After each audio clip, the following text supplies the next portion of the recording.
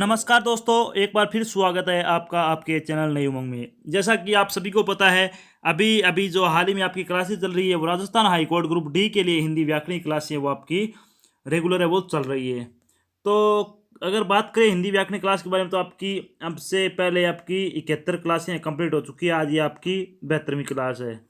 Syllabus आपको पता ही है, Rajasthan high court group D का जनरल हिंदी होगी 40 क्वेश्चन 40 नंबर के, जनरल इंग्लिश होगी 25 क्वेश्चन 25 नंबर के, राजस्थान जीके होगा जिसमें कि राजस्थान कला संस्कृति संबंधित क्वेश्चन पूछे जाएंगे 20 और 20 नंबर के। इस तरह से आपको 85 नंबर का पेपर होगा, 2 घंटे का टाइम आपके पास होगा, 15 नंबर का आपका एंट्री होगा। तो ये तो होगा आपका Rajasthan high court group D का एक जो एग्जाम पैटर्न है और आपका जो सिलेबस वगैरह है सब चीज़ें। तो बात करते हैं हिंदी व्याकरण की क्लास के बारे में।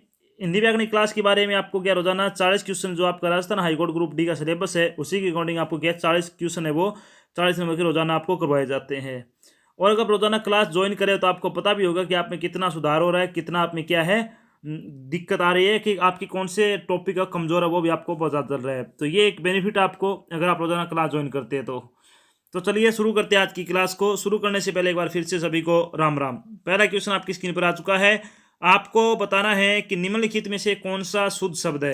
आपको शुद्ध शब्द बताना है। 4 ऑप्शन आपके सामने है और बताइए क्या आएगा इसमें सही जवाब। क्या आएगा इसमें? मैथिली, ऑप्शन नंबर बी आएगा इसमें। बढ़ते नेक्स्ट की ओर। आपको बताना है निम्नलिखित में से कौन सा शब्द शुद्ध है। बताइए निम्नलिखित में से कौन सा शुद्ध शब्द है। 4 ऑप्शन आपके सामने है और चारों में से आपको सही जवाब बताना है कौन सा आएगा इसमें। तो क्या आएगा इसमें शुद्ध शब्द अगर आपसे पूछा जाए तो ऑप्शन नंबर ए आ जाएगा, बिल्कुल सही जवाब, परिस्थिति। बढ़ते नेक्स्ट की ओर। आपको बताना है कि निम्नलिखित में से कौन सा शुद्ध शब्द है, यानी शुद्ध वर्तनी शब्द है। आपसे जो क्वेश्चन होंगे वो 3 या 4 क्वेश्चन आपसे जरूर पूछे जाएंगे। तो ये आपके ऐसे समझो फ्री के नंबर है। अगर आपने थोड़े अगर रोजाना आप डेली अखबार पढ़ते हो, न्यूज़पेपर पढ़ते हो तो आपको आसानी से आपका जो इसमें से क्या एक भी नंबर नहीं कटेगा। तो आपको बताना है कि इसमें शुद्ध शब्द कौन सा है। 4 ऑप्शन में से ऑप्शन नंबर बी आपका बिल्कुल सही जवाब है। बढ़ते नेक्स्ट की ओर। आपको बताना है कि आध्यात्मिक शब्द का विपरीतार्थक शब्द क्या होगा। आध्यात्मिक शब्द का आपको उल्टा बताना है। 4 ऑप्शन है वो आपके सामने आ चुके हैं और आध्यात्मिक का आ जाएगा आपका भौतिक, बिल्कुल सही जवाब। बढ़ते नेक्स्ट की ओर। आपको बताना है आरोहण का विलोम शब्द क्या होगा। आरोहण का शब्द का आपको बताना है कि विलोम क्या होगा। तो आरोहण होता है अवरोहण, बिल्कुल सही जवाब, ऑप्शन नंबर ए आ जाएगा इसमें। बढ़ते नेक्स्ट की ओर। आपको उच्छ्वास का विपरीतार्थक शब्द बताना है। उच्छ्वास का, तो उच्छ्वास का जो विपरीतार्थक शब्द होगा निश्वास होगा, ऑप्शन नंबर ए आ जाएगा इसमें। बढ़ते नेक्स्ट की ओर। आपको बताना है कि उजाला किस शब्द का पर्यायवाची है। उजाला किस शब्द का पर्यायवाची है। 4 ऑप्शन आपके सामने हैं, बताइए सही जवाब क्या आएगा। पर्यायवाची से संबंधित आपका क्वेश्चन पूछा जा रहा है। तो पर्यायवाची के 3 से 4 क्वेश्चन आपके एग्जाम में जरूर पूछे जाएंगे, इनको भी आपको अच्छी तरह से कर लेना है। तो क्या आएगा इसमें? उजाला का आएगा ऑप्शन नंबर बी, प्रकाश होता है। बढ़ते नेक्स्ट की ओर। आपको बताना है कि निम्नलिखित में कौन अर्जुन का पर्यायवाची शब्द नहीं है। बताइए निम्नलिखित में कौन अर्जुन का पर्यायवाची शब्द नहीं है। 4 ऑप्शन आपके सामने, बताइए सही जवाब क्या आएगा इसमें। तो क्या आना चाहिए इसमें? इसमें आ जाएगा ऑप्शन नंबर डी, मोहन आएगा इसमें। क्या है, कौन सा नहीं है? मोहन है वो क्या है, अर्जुन का पर्यायवाची नहीं है। बाकी पार्थ, भारत और कौनते ये क्या है, अर्जुन के पर्यायवाची शब्द है। बढ़ते नेक्स्ट की ओर। आपको बताना है कि निम्न में से कौन सा शब्द तलवार का पर्यायवाची नहीं है। बताइए निम्न में से कौन सा शब्द है वो तलवार का पर्यायवाची नहीं है। 4 ऑप्शन है वो आपके सामने है और चारों में से आपको सही जवाब बताना है कि कौन सा आएगा। तो कौन सा आना चाहिए इसमें 4 ऑप्शन में से? तो इसमें आ जाएगा आपका ऑप्शन नंबर डी, आपका बिल्कुल सही जवाब है। क्या आएगा इसमें? ऑप्शन नंबर डी, अरे। तो इसमें क्या है, अश्री था, चंद्रहास था और करवाल था, ये क्या थे, जो तलवार के पर्यायवाची थे। बढ़ते नेक्स्ट क्वेश्चन की ओर। आपको बताना है कि निम्नलिखित में से कौन सा शब्द आंसू का पर्यायवाची है। तो आंसू का पर्यायवाची आपसे पूछा है, 4 ऑप्शन आपके सामने हैं। तो आंसू का आएगा वारी, ऑप्शन नंबर डी आ जाएगा, सॉरी इसमें आ जाएगा ऑप्शन नंबर बी, वारी नहीं होगा इसमें, ऑप्शन नंबर बी आ जाएगा, अश्रु आएगा इसमें। क्या आएगा? अश्रु। बढ़ते हैं नेक्स्ट क्वेश्चन की ओर। नेक्स्ट क्वेश्चन आपका कि विजय की इच्छा रखने के लिए एक शब्द क्या है। विजय की इच्छा रखने के लिए, विजय की इच्छा के लिए एक शब्द क्या है, बताइए। चारों ऑप्शन आपके सामने हैं और चारों ऑप्शन में से अगर आपने ऑप्शन नंबर डी किया है विजय की इच्छा, तो बिल्कुल सही जवाब है।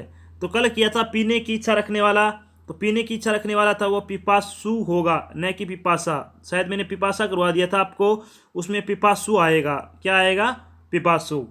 बढ़ते नेक्स्ट क्वेश्चन की ओर। आपको बताना है कि एक समय में होने वाला के लिए एक शब्द क्या है। एक समय में होने वाला के लिए एक शब्द आपको बताना है, क्या है। चारों ऑप्शन आपके सामने हैं और इसमें आ जाएगा आपका ऑप्शन नंबर ए, समकालीन। बिल्कुल सही जवाब। बढ़ते नेक्स्ट की ओर। आपको बताना है कि सर्जन की इच्छा के लिए एक शब्द क्या है। सर्जन की इच्छा के लिए एक शब्द क्या आएगा। चारों ऑप्शन में से ऑप्शन नंबर बी आ जाएगा, शिष्यशिक्षा। क्या आ जाएगा? शिष्यशिक्षा आ जाएगा। बढ़ते नेक्स्ट की ओर। आपको बताना है कि जिसका शोषण किया गया हो के लिए एक शब्द क्या है। जिसका शोषण किया गया हो उसके लिए आपको एक शब्द बताना है। चारों ऑप्शन आपके सामने हैं और चारों ऑप्शन में से आपका ऑप्शन नंबर बी आ जाएगा, शोषित आ जाएगा। क्या आएगा? शोषित। बिल्कुल सही जवाब। पढ़ते नेक्स्ट की ओर। आपको बताना है कि संस्कृत किस संधि का उदाहरण है, बताइए। संस्कृत किस संधि का उदाहरण है। चारों ऑप्शन आपके सामने आ चुके हैं और आपको इसका सही जवाब देना है। बताइए क्या आएगा इसमें। तो संस्कृत है वो कौन सी संधि का उदाहरण आएगा इसमें, आ जाएगा ऑप्शन नंबर सी, व्यंजन संधि आ जाएगा। क्या आएगा? व्यंजन संधि। बढ़ते नेक्स्ट की ओर। आपको बताना है कि सरोवर किस संधि का उदाहरण है, बताइए। सरोवर किस संधि का उदाहरण है। तो चारों ऑप्शन में से अगर बात करें सही जवाब की, तो इसमें आ जाएगा विसर्ग संधि आ जाएगा। बढ़ते नेक्स्ट की ओर। आपको बताना है कि संलिप्त में कौन सी संधि है। संलिप्त में कौन सी संधि है। चारों ऑप्शन आपके सामने हैं, बताइए सही जवाब क्या आएगा इसमें। तो अगर आपने ऑप्शन नंबर बी किया इसमें, तो आपका बिल्कुल सही जवाब आएगा, व्यंजन संधि। बढ़ते नेक्स्ट की ओर। आपको बताना है कि विद्यालय में कौन सी संधि है। तो विद्यालय में आपको बताना है कौन सी संधि है। चारों ऑप्शन आपके सामने हैं और इसमें आ जाएगा ऑप्शन नंबर ए। क्या आएगा इसमें? ऑप्शन नंबर ए आ जाएगा इसमें, बिल्कुल सही जवाब, स्वर संधि। क्या आएगा? स्वर संधि। बिल्कुल सही जवाब क्या आएगा इसमें? ऑप्शन नंबर ए, स्वर संधि। जिसने भी किया है बिल्कुल सही जवाब है। बढ़ते नेक्स्ट की ओर। आपको बताना है कि पीताम्बर सूख रहे थे। पीताम्बर सूख रहे थे वाक्य में रेखांकित पद किस समास का उदाहरण है। तो पीताम्बर के नीचे आपको रेखा दी हुई है, यानी अंडरलाइन किया हुआ है। इसमें आपको बताना है कि कौन सी क्या ये समास का उदाहरण है। तो इसमें आएगा आपका सही जवाब ऑप्शन नंबर डी, बिल्कुल सही जवाब आएगा। बढ़ते नेक्स्ट क्वेश्चन क्या है। आपको बताना है कि गुरुदेव शब्द में समास है। गुरुदेव शब्द में समास कौन सा है वो आपको बताना है। चारों ऑप्शन आपके सामने हैं और इसमें आ जाएगा आपका ऑप्शन नंबर बी आ जाएगा, तत्पुरुष समास। बढ़ते हैं नेक्स्ट क्वेश्चन की ओर। आपको बताना है कि महाजन शब्द में समास है। महाजन शब्द में आपको समास बताना है कौन सा होगा और चार ऑप्शन आपके सामने हैं। अगर आपने ऑप्शन नंबर ए किया है कर्मधारय, तो आपका बिल्कुल सही जवाब आएगा। बढ़ते हैं नेक्स्ट क्वेश्चन की ओर। आपको बताना है कि बाल की खाल निकालना मुहावरे का अर्थ है। बाल की खाल निकालना मुहावरे का अर्थ आपको बताना है। चारों ऑप्शन आपके सामने विराजमान है, बताइए सही जवाब क्या आएगा इसमें। तो क्या आएगा इसमें? सही जवाब आएगा इसमें अनावश्यक सूक्ष्म विश्लेषण करना। ऑप्शन नंबर बी अगर आपने किया है बिल्कुल सही जवाब है। बढ़ते हैं नेक्स्ट क्वेश्चन की ओर। आपको बताना है कि चादर के बाहर पैर पसारना मुहावरे का अर्थ है। बताइए, चादर के बाहर पैर पसारना मुहावरे का अर्थ है। तो इसमें आपका सही जवाब क्या होना चाहिए वो आपको नोट डाउन कर लेना है। तो जिसने भी ऑप्शन नंबर सी किया है, आय से अधिक व्यय करना, बिल्कुल सही जवाब। बढ़ते हैं नेक्स्ट क्वेश्चन की ओर। आपको बताना है निम्नलिखित मुहावरों में से किस मुहावरे के सामने लिखित अर्थ सही नहीं है। बताइए, निम्नलिखित मुहावरों में से किस मुहावरे के सामने लिखित अर्थ है वो सही नहीं है। चारों ऑप्शन आपके सामने हैं और बताइए सही जवाब क्या आएगा इसमें। क्या आएगा इसमें? तो इसमें आ जाएगा आपका ऑप्शन नंबर सी, राग बिगाड़ना या फिर सबर बेसुरा होना। ऑप्शन नंबर सी अगर किया तो बिल्कुल सही जवाब है। बढ़ते नेक्स्ट की ओर। आपको बताना है कि चूड़ी अच्छी थी में थी कौन सी क्रिया है। चूड़ी अच्छी थी में कौन सी क्रिया ये आपको बताना है। चारों ऑप्शन आपके सामने हैं और क्या आना चाहिए इसमें। ऑप्शन नंबर बी अगर आपने किया है औचित्य बोधक क्रिया बिल्कुल सही जवाब है। बढ़ते नेक्स्ट क्वेश्चन की ओर। आपको बताना है कि मूल अकर्मक धातुओं के साथ प्रत्यय जोड़कर बनाई गई क्रिया धातुएं क्या कहलाती है। यानी मूल अकर्मक धातुओं के साथ प्रत्यय जोड़कर बनाई गई क्रिया है वो धातुएं वो क्या कहलाती है। चार ऑप्शन आपके सामने है और इसमें क्या आना चाहिए चार ऑप्शन में से वो आपको नोट डाउन कर लेना है। तो इसमें आ जाएगा आपका ऑप्शन नंबर डी आ जाएगा, संयुक्त धातु कहलाती है। मोस्ट इंपॉर्टेंट क्वेश्चन था, इसको ध्यान से एक बार फिर से देख ले। बढ़ते हैं नेक्स्ट क्वेश्चन की ओर। आपको बताना है कि सकर्मक क्रिया का प्रयोग हुआ है। सकर्मक क्रिया का प्रयोग हुआ है, ये राजस्थान हाईकोर्ट की 2016 में आपकी परीक्षा हुई थी, उसके एग्जाम में पूछा गया था। तो सकर्मक क्रिया का जो उदाहरण है वो कौन सा आएगा इसमें आना चाहिए, मैं तुम्हें उपाय बतलाता हूँ। ऑप्शन नंबर बी अगर आपने किया है तो बिल्कुल सही जवाब। बढ़ते हैं नेक्स्ट क्वेश्चन की ओर। आपको बताना है राधा गीत गाएगी, वाक्य में काल पहचानिए। राधा गीत गाएगी, वाक्य में आपको काल पहचानना है। चारों ऑप्शन आपके सामने हैं और चारों ऑप्शन में से अगर बात करें सही ऑप्शन की तो इसमें आ जाएगा ऑप्शन नंबर डी, सामान्यतः भविष्यकाल है, ये बिल्कुल सही जवाब। बढ़ते नेक्स्ट की ओर। आपको बताना है कि निम्नलिखित वाक्य का काल पहचानिए। निम्नलिखित वाक्य का काल पहचानना आपको, बच्चा सो रहा है, इसमें आपको बताना है कि कौन सा काल है। चारों ऑप्शन है वो आपके सामने हैं। तो इसमें आ जाएगा आपका ऑप्शन नंबर सी, अपूर्ण भूतकाल आ जाएगा। बढ़ते हैं नेक्स्ट क्वेश्चन की ओर। आपको बताना है कि निम्नलिखित वाक्यों में एक वाक्य शुद्ध है वो कौन सा है। यानी अशुद्ध वाक्य से संबंधित आपका क्वेश्चन है, वाक्य शुद्धि वाला। इसमें बताना है कि इसमें शुद्ध वाक्य कौन सा है। तो इसमें आ जाएगा आपका ऑप्शन नंबर ए आ जाएगा, उसने मिष्ठान खरीदा। बढ़ते हैं नेक्स्ट क्वेश्चन की ओर। आपको बताना है कि निम्नलिखित में से शुद्ध वाक्य चिन्हित कीजिए। यानी शुद्ध वाक्य फिर आपको बताना है।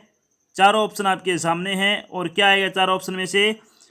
ऑप्शन नंबर अगर आपने ए किया है उसके प्राण निकल गए तो बिल्कुल सही जवाब है। बढ़ते हैं नेक्स्ट क्वेश्चन की ओर। आपको बताना है निम्नलिखित वाक्यों में से कौन सा वाक्य शुद्ध है।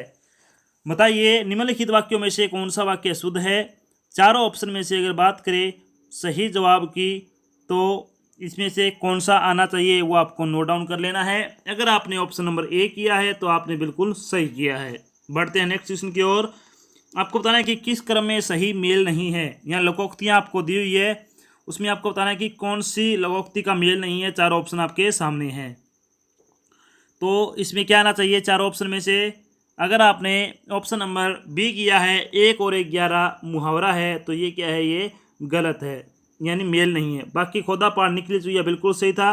दुविधा में दोनों गए माया मिलन राम, लोकोक्ति बिल्कुल सही। अमीर हट मुहावरा बिल्कुल सही। बढ़ते हैं नेक्स्ट क्वेश्चन की ओर।